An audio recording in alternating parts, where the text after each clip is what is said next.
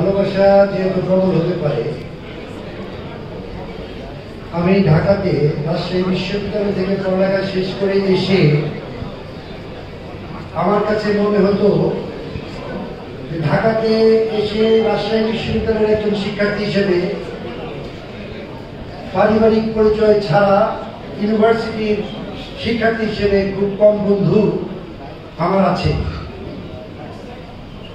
কিন্তু ঢাকায় প্রথম আমাকে সাভারের জামাল ভাই যখন ভালোবাসায় মতিহারের কথা বললেন, আমি তখন ভালোবাসায় মতিহারের সাথে সম্পৃক্ত হয়ে আমার অনেক বড় ভাই বন্ধু এবং ছোট ভাই বোনদের সাথে পরিচিত হলাম।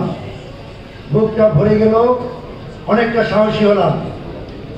তারপর আইওয়ালি খান ভাই আমাকে আহ্বান জানালেন রাজশাহী বিশ্ববিদ্যালয়ের এই অ্যালামনাই অ্যাসোসিয়েশনের একটি অনুষ্ঠানে। এরপর থেকেই পথ চলা, একসাথে বিভিন্ন জায়গায় অনুষ্ঠান করা। তখন আমার কাছে মনে হলো বাংলাদেশের রাজধানীর বুকে ঢাকা বিশ্ববিদ্যালয়ের প্রাক্তন শিক্ষার্থীরা অনেক শক্তিশালী, অনেক সমৃদ্ধ এবং অনেক ঐক্যবদ্ধ। আমরা শক্তিশালী একটি জায়গা থেকে এসেছি এবং সারা বাংলাদেশের মধ্যে ঢাকা কেন্দ্রে আমরা অনেক ভালো আছি, ঐক্যবদ্ধ আছি। এই প্রক্রিয়ায় এই ধারাবাহিকতায় যখন ঢাকা ক্লাবে রাজশাহী বিশ্ববিদ্যালয়ের সেন্ট্রাল অ্যালামনাই গঠনের প্রক্রিয়াটি বিভিন্ন সময় আলোচনার বিষয়বস্তু হয়ে দাঁড়ালো, আমি তেজগাঁও কলেজে চাকরি করি। সেই সুবাদে আমাদের বিভিন্ন বর্ষের বিভিন্ন ডিপার্টমেন্টের ভাইয়েরা এখানে প্রোগ্রাম করে আমাকে কৃতজ্ঞতার পাশে আবদ্ধ করেছেন, এর জন্য আমি সকলের প্রতি কৃতজ্ঞ।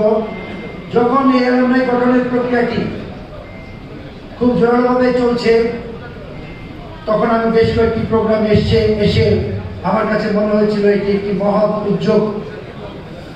সেই উদ্যোগের অন্যতম একজন, আপনাদেরই মতো সামনের সারিতে যারা বসে আছেন তাদের মতো একজন স্বপ্নদ্রষ্টা, কিভাবে এটিকে গঠন করা যায়। আজকের প্রয়াত মনোরুল হক ভাই, তার বিদেহী আত্মার প্রতি আমি শ্রদ্ধা নিবেদন করি। আজকের এই সুন্দরতম দোয়া মাহফিলে এবং স্মৃতিচারণ সভায় আমার কাছে এই সাহস হচ্ছে, ভবিষ্যতে যদি আমি মৃত্যুবরণ করি আমার জন্য সুসভা হবে, সেটি আমার সন্তান এবং পরিবারের জন্য অনেক বেশি আনন্দের হবে এবং প্রত্যেকটি মানুষের জন্য তাই হবে।